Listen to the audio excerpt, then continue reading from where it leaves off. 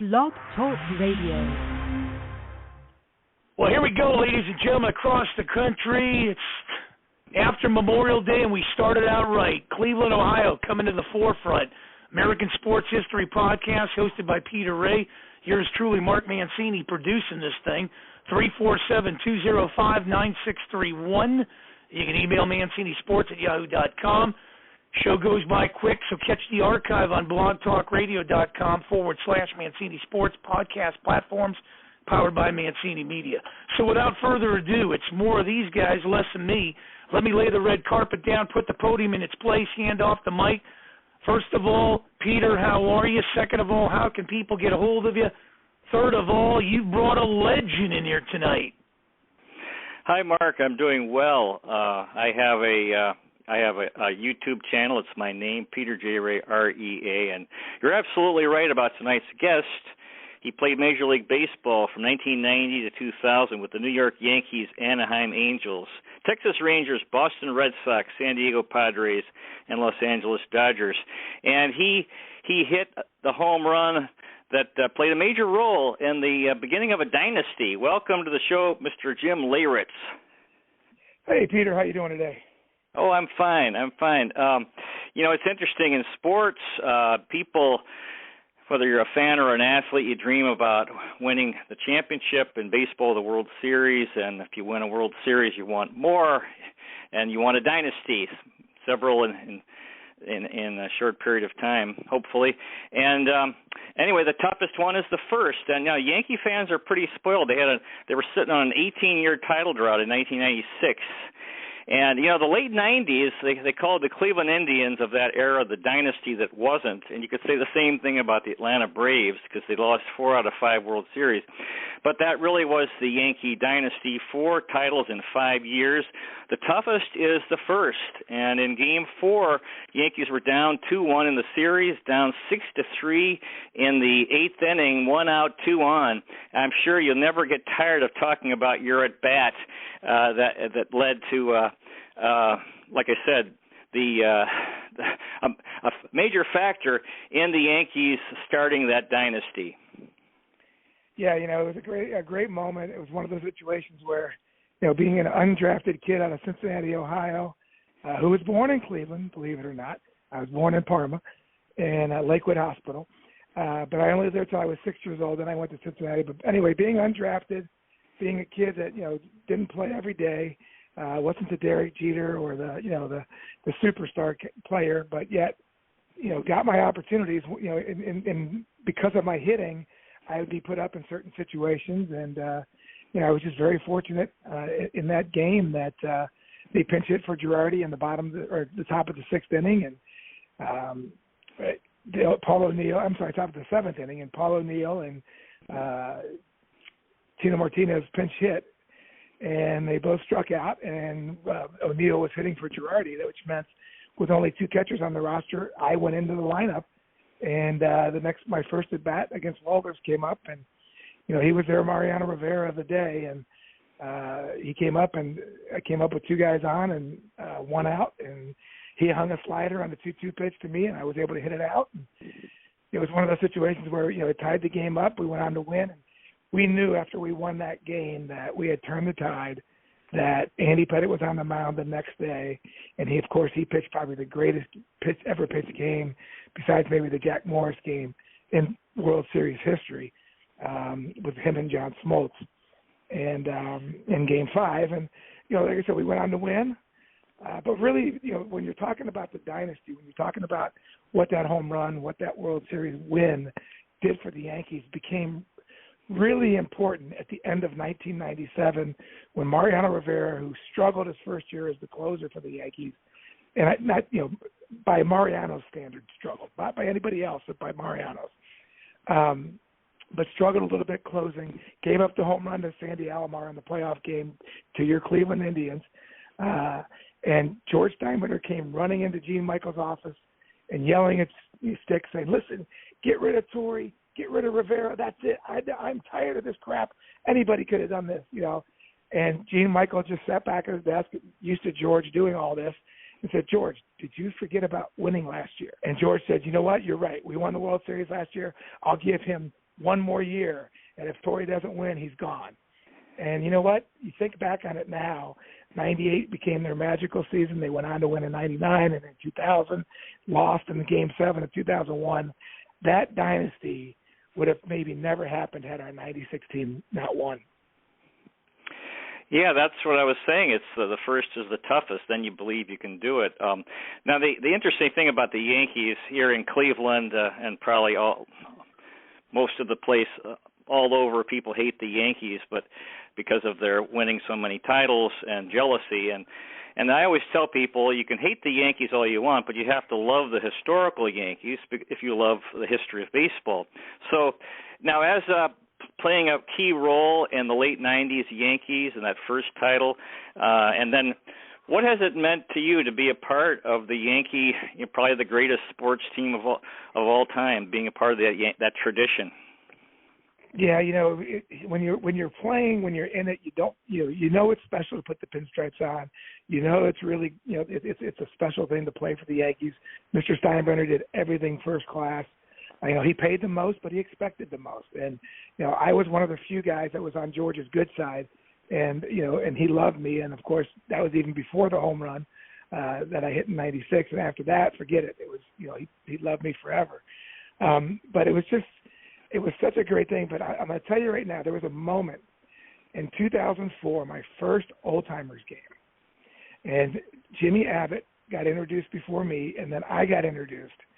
And then all of a sudden we just stood on the line talking to each other.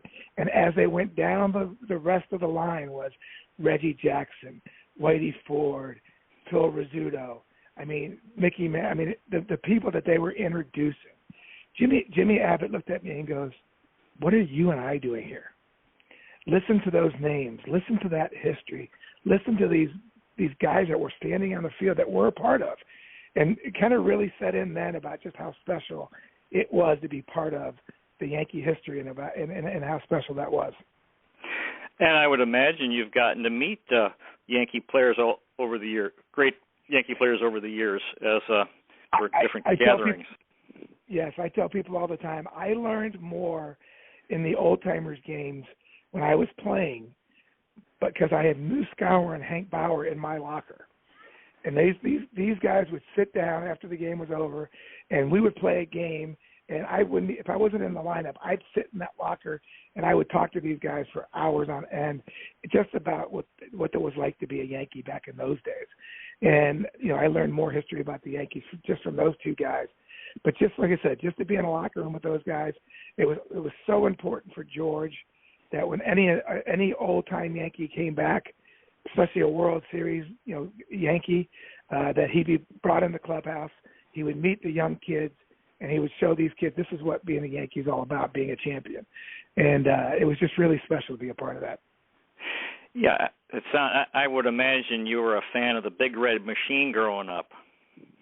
Absolutely. Pete Rose, Johnny Bench, those were my two idols growing up, and I was very fortunate to be best friends with Tommy Brenneman growing up. So his dad, Marty Brenneman, of course, the Hall of Fame announcer. We used to go to spring training with them and stay at the team hotel and got to meet all these guys. I actually got to be a ball boy in a tennis match between George Foster and Ken Griffey Sr. Just some really, really great memories and great opportunities to really start to love the game of baseball at a young age, 13, 14, and 15. But yeah, that was my team. But I like I mentioned to you, I was born in Cleveland. My brother, my mom, and my dad, and all of them, they were Indians and Browns fans growing up, and I had to try to get them to come over to Cincinnati, but they never would. And I imagine now these Yankee gatherings, did you meet many of the late 70s Yankees who won the 2 World Series? Yeah, matter of fact, I do a lot of events with Roy White, Mickey Rivers, Mike Torres, Bucky Dent. We do a lot of things together. Even the fantasy camps that the Yankees put on, they bring us all back to do those. And it's just really, like I said, it's really special. But I tell you when my best memories were when Mickey and Joe DiMaggio were still alive and we were having the old-timers days. As a player, these guys were coming back for, and just to meet those guys and know the history and know what they had done for the game of baseball and for the New York Yankees was just really special to be a part of. You got to meet Mickey Mantle. Yes. Yeah, matter of fact, it was a great story. 1990, I get called up, and he had just opened up Mickey Mantle's restaurant right on Central Park South, and my apartment was right next to it. And one day I saw the owner, and I said, hey, can I come in for lunch? And he's like, yeah, come on in. Mickey's going to be here. So he introduced me to Mickey, and, we started talking, and, it was just one of those, aha moments. And then he looked at me, and he said, hey, Rook, anytime you want to come eat lunch, it's on me. Come in here anytime you want. Just a great guy. Now, you were at the Yankees for when they were having tough years. 1990, they were under 67 and 95, and so you saw that team come together over a 7-year period. You want to talk about that process? Yeah, I mean, it was a situation where when I got called up, Bucky Dent had just been fired. Stump Merrill, who was my AAA manager in 1990, was called up, and then 2 days later, I got called up. And Gene Michael called me into his office and said, okay, here you go. Mr. Steinbrenner's suspended. He can't stop me from bringing up the young kids. You're the first kid we brought up in quite a while that we're going to give a chance to. If you do well, you're going to open the door for a lot of other kids. And sure enough, I got off to a really good start. Alan Mills pitched pretty good. He came up with me. He pitched pretty good. And then Kevin Moss came up, Oscar Azokar. And, all of a sudden, the Yankees started building from within. The next year, they brought up Bernie Williams. Then they made the trade for Wade Boggs, and they brought in Paul O'Neill. Just to see that transformation from our two teams in 90, 91, 92, or three teams, 90, 91, 92, that had lost over 90 games, getting into the 93 season when Buck Showalter takes over, and all of a sudden we're competing. And, we went into like the last 3 weeks of that season until Toronto clinched. And then we come out in 94 like a house on fire. And then unfortunately, we have the strike and we missed the World Series. That would have been the Yankees and the Expos. And then, of course, 95, we had the season where we finally get Don Mattingly to the playoffs. And then, of course, 96, and the rest is history. Now, changing gears a little bit here, would you like to talk about your church, Saddleback Church in Lake Forest, California, that church and your involvement with it? Yes, in 2008, after my accident that I had, that we spent 3 years waiting for it to go to trial, during that time I read a book called The Purpose-Driven Life, and it was by a pastor named Rick Warren. And I'm going to make the story short. If you get the book called Catching Heat, you can get the whole story, but I'll give you the short version. I was in New York opening day 2009. I was out to dinner. I met a young lady that was from California. She knew nothing about me, nothing about my history, nothing about anything. Later on that night, I told her everything, and all of a sudden she said, well, how do you seem normal? You're getting through all this. And I told her I read a book called The Purpose-Driven Life by this pastor named Rick Warren, and she looked at me and she said, you have to be kidding me. She said, that's the pastor of my church. I'm from California. I go to Saddleback. And she stayed with me through my trial because she read all the evidence and she knew I was going to be innocent, or at least, guilty of the DUI, but nothing else. And she stayed with me through the entire thing. And after it was over with, the judge called me in and said, you choose where you want to go because this should have never gone to trial. And unfortunately, you were a victim of the circumstance. And, you can go wherever you want, but just let me know where you're going. And I chose to come to California.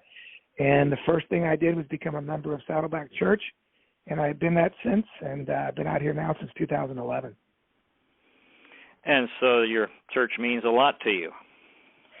Yeah, my faith has been something that I've always had. It was instilled in me by my father, and there were times that I strayed away from it a little bit and made some mistakes, but overall I finally came back. And this time when I came back, my accident, basically, I always say that God kind of kicked my door down that night and said, listen, I could have taken you that night. I'm going to let you stay here, but you're going to be dedicated and you're going to continue to spread a word that says, do not drink and drive. Do not get behind the wheel of a car and put your seatbelt on.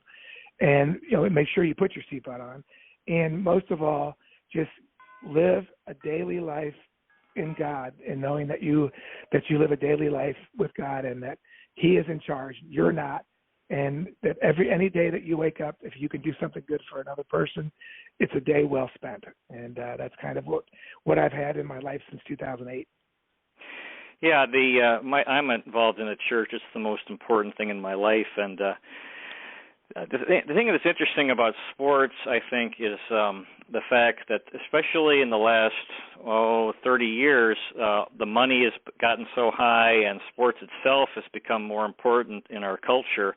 And then, it really builds up the egos of players, and of course, that's pride is something that can really lead to trouble. And, because the interesting thing is, in sports, there's winning and losing in terms of games. But in life itself, there's also winning and losing in terms of our character and having good character. Correct. Sometimes sports, because of wealth and fame, leads guys to develop character problems. And I was thinking, for example, of Mel Hall, who played for Cleveland. And I heard this very sad story about how he was making fun of Bernie Williams. And I thought, you never know what's going to. We should always do the right thing, but you never know what's coming in the future. And here, Williams becomes a big star, and I think Mel Hall is been in prison because he developed problems. And do you remember that issue with Mel Hall and Bernie Williams?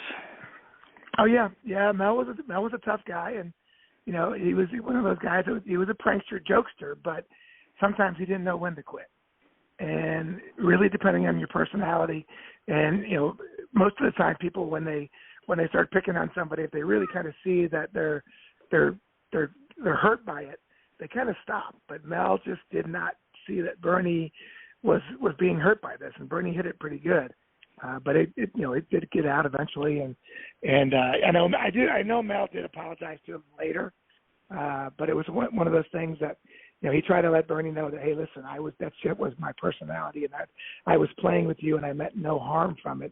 I didn't realize that it affected you that much, and unfortunately, like I said, the problem that we have with professional athletes, and this is the difference between leaving a baseball legacy and a life legacy, is that as professional athletes, we usually only worry about the first 1/3 of our life because we're worried. We grow up so dedicated to the sport, so dedicated to our parents and our families sacrificing for us. Then we make it. We have our 10 or the 12, if we're lucky enough, 20 years. But then we're done, and we're only 30, 35 years old. And we have a whole life to live. And we don't realize that, some guys have a hard time adjusting to it. We don't realize that, we need to leave a life legacy, especially if you're having children, especially if you're having kids. That's more important than any home run or World Series championship that you could possibly win. That leaving a life legacy, leaving a mark that you've helped others, there's nothing better than leaving that. And I think that's something that a lot of professional athletes, that are starting to realize it more so now, because I think that's the reason. I think, when I was playing, to be a Christian, to be a God man, you were made fun of. You were called the God Squad. You were called, certain things. It wasn't something that you would wear on your chest or wear on your sleeve, like it is now with Tim Tebow and all these guys that brought it forward, that said, hey, it's cool to embrace your faith. It's cool to embrace your religion. It's who you are. Let's make you the athlete, the person you are. And I think, just like you said, over the last 15, 20 years, that has finally changed for a good reason in athletics. Do you have any? Let's talk about your charity work. That's very important to you. The charity work that you do. Yeah, and when I was a player in 1996, I started working with a guy named Nick Scarpetta, who was the head of Children's Services, and they were just starting a foundation for foster kids. And I read an article in the paper that 2 little boys wanted to go to a game, and they wanted a daddy. And I said, well, listen, I can't be their daddy. I just had my second kid. And I said, but I can take these kids to a game, and I can give them a day that they won't forget. And long story short, it became a big, big thing with the newspapers. These 2 little boys got put on they came down for batting practice. They got put on the news. They raised a lot of awareness for foster care that month. And in November of that year, those 2 little boys got adopted into a family. And I went to their adoption, and the little boys gave us a number 13 necklace for us to wear. They both had one themselves. But then the little boy that was 9 years old at the time, he stood up and gave me a piece of paper, and he said, Mr. Leyritz, can I ask a big favor of you? I want to change my name legally to Jimmy Leyritz Cortez. And you talk about falling almost off your chair and realizing that you've done something, and this is what Mr. Steinbrenner always preached, that you've done something with the platform God has given you to do good for somebody else.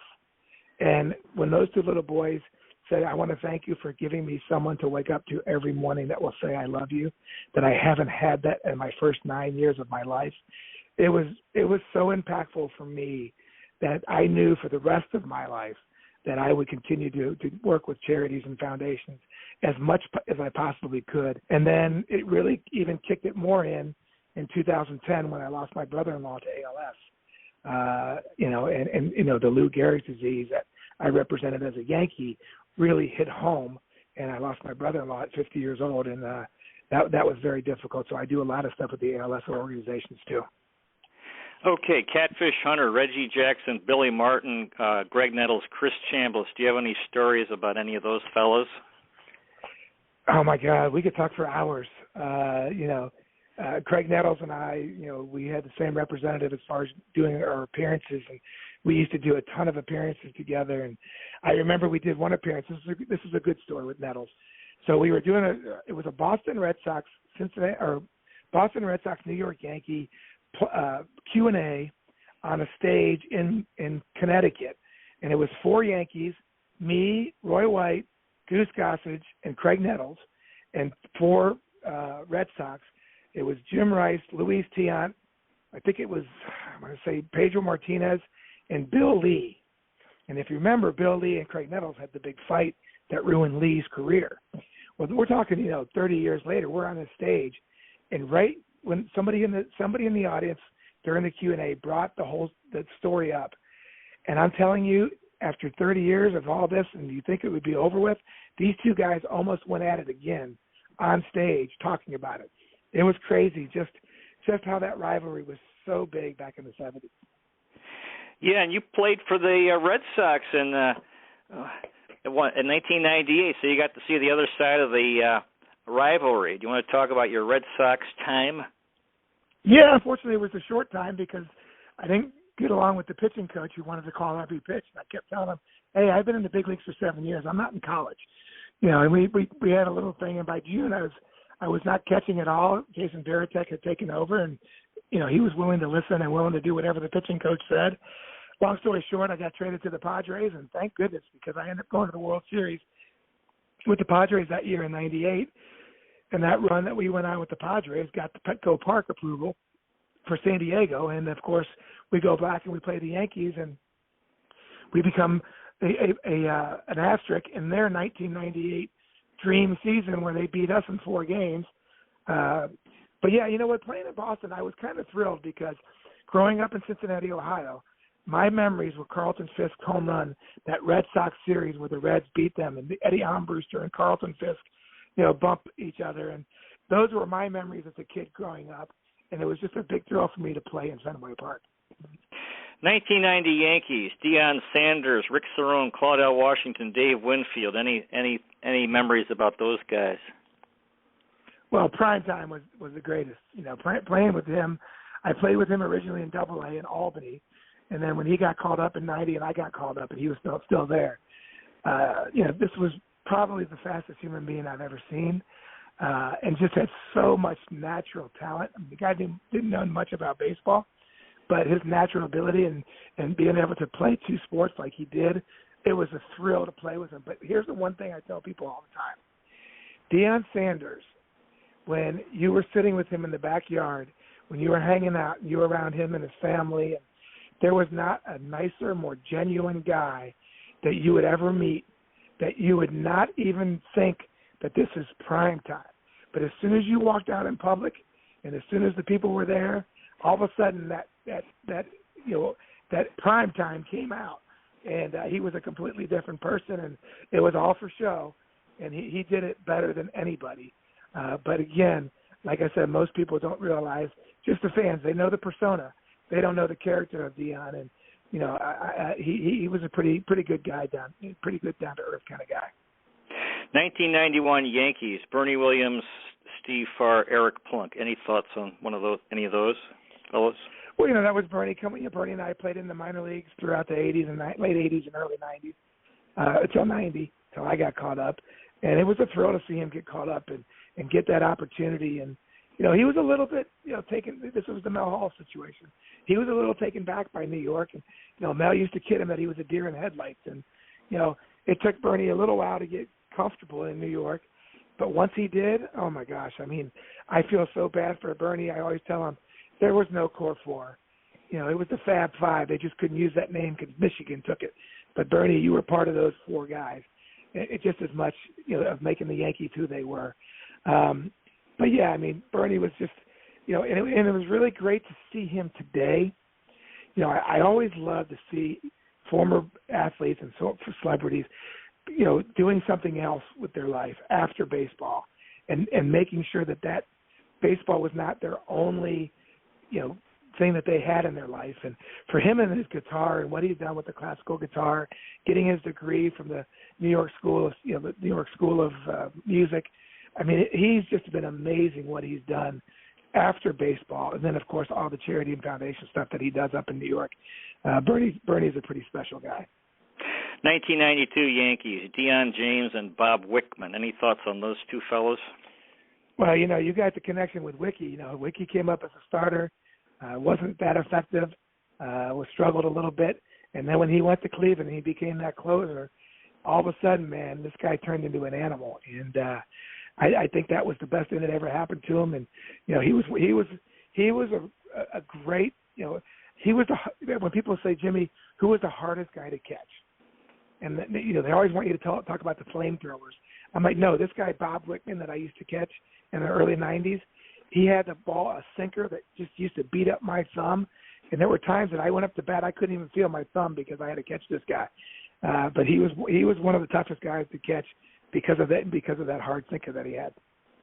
1993 Yankees, Wade Boggs, Paul O'Neill, Jim Abbott, Paul Ossenmacher, Frank Tanana, and Neil Heaton. Any thoughts on any of them? Yeah, well, I wish I could talk about all of them, but the one that stands out to me was Wade Boggs, because when he came over and every New York paper and every Boston paper was saying, "Oh, he's one of the most selfish guys that you could ever play with, and he's a me, I kind of guy," and all these things that people talked about him. And he came over to the Yankees, and I don't know what happened, if that was true about him at Boston, but he was one of the greatest teammates that I had. He fit into the locker room right away. He actually became our kangaroo court judge. He fit in so well, and he was just such a special part of the Yankees. And of course, Jimmy Abbott, coming to us, and then pitching that no hitter against your Cleveland Indians that year. What a special moment that was. 1994 Yankees, Bob Ojeda and Jeff Reardon. Well, the tragic situation with Bobby, that was tough. It was I know that weighed a lot heavy on his life for a long time. But Bobby was a great guy. He was a guy that could have fit in really, really well with us. Who was the other one you mentioned? Jeff Reardon. Yeah, Jeff wasn't there long. I didn't really get to know him that well. So yeah, that was I didn't get a chance to meet him that much. 95 Yanks, Tony Fernandez and Darryl Strawberry. Yeah, well, God rest his soul with Tony. It was an unfortunate thing that we lost him into that disease. It was terrible. But what a genuine, what a God-fearing man he was, and what a pleasure to play with. And one of the things I tell people all the time is, Tony Fernandez was one of the reasons we got to the playoffs in '95. But also the biggest contribution that Tony Fernandez made to the Yankees was when he broke his wrist 2 weeks before spring training in '96, and Derek Jeter was named the starting shortstop. And if that doesn't happen, Derek Jeter reports to AAA, and I don't think we have all of this Derek Jeter stuff that happened. He was the latest, I would say, Wally Pipp for the New York Yankees. But again, what a tremendous guy, what a tremendous competitor. The years that he had in Toronto were unbelievable, and it was a pleasure to play with him in 1995. The 96 Yankees, Tim Raines, Cecil Fielder, and Dwight Gooden. Yeah, well, Rock Raines, was one of my favorite guys. What a personality! What a guy that was so humble, and just made everybody else feel good. And he was a team jokester. He was great. And of course, when you look back on it, it took the Hall of Fame too darn long to get him in there, because they never looked at his statistics. They never realized some of the great stats that he had, stealing 100 bases, doing what he did, and changing the game of baseball back in those days, along with Ricky Henderson. Tim Raines was a special breed. Darryl Strawberry coming back, that was a special moment. And of course, I always tell Straw, I said, I can't thank you enough, because I switched bats before I went up to hit, because I only had 2 bats left to catch Game 5, and Strawberry had a brand new pack of Mizunos sitting by the thing, and I said, this guy throws 100 miles an hour. Straw, can I borrow one of your bats? I borrowed his bat, and kind of like the Bucky Dent with Mickey Rivers, I hit my home run with Darryl Strawberry's bat. Now I'm going to throw some more names from the rest of your career. We're running out of time. Ricky Henderson, Chuck Finley, Billy Ripken, Lee Stevens, Pedro Martinez, Brett Saberhagen, Dennis Eckersley, Greg Swindell, Wally Joyner, Tony Gwynn, Carlos Baerga, Ricky Ledee, Joe Girardi, Hideki Irabu, David Justice, Glenn Allen Hill, Alfonso Soriano, Jake Westbrook, and Davey Johnson, and Gary Sheffield. Now that's a lot, but any of those names stick out? Well, of course. I mean, and to hear you say that makes me even more humbled, because just to hear those names and to realize that I actually got to play, again, undrafted out of Cincinnati, Ohio, to get an opportunity to play with those names and the history that all of those players bring to the game. And the one I'll say the most is Tony Gwynn. I was very blessed in that 90 to 2001 era to play with the 4 greatest hitter of that era and be in all of their batting groups and hit with them every single day. And Don Mattingly, Wade Boggs, Tony Gwynn, and I'm missing one. There was 4.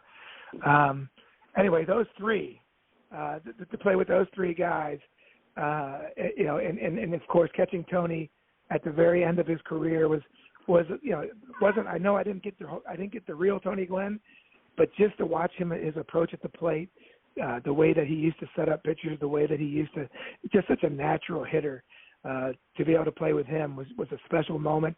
And again, having that run like we did in '96, with Wally Joyner and Kevin Brown and Andy Ashby and Sterling Hitchcock, just those guys playing with that '98 team, Trevor Hoffman, playing with those guys was just such a special treat. And again, to share that moment, to be able to get the stadium approval from that team doing so well, was pretty special to be a part of that also.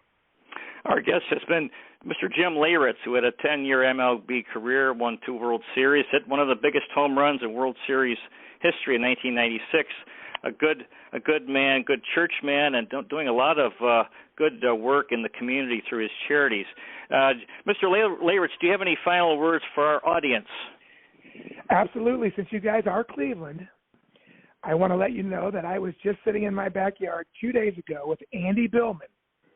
Now, you probably know Andy. Andy works for ESPN. He's done all the 30 for 30s. Andy was here filming a spot for me about the Yankee history and, of course, the 1920 Yankee-Indians playoff game that, unfortunately, there was a death involved. And, the history of the Yankees and the Indians, even though they don't consider that as big a rival as the Red Sox, how big of a rival that's always been.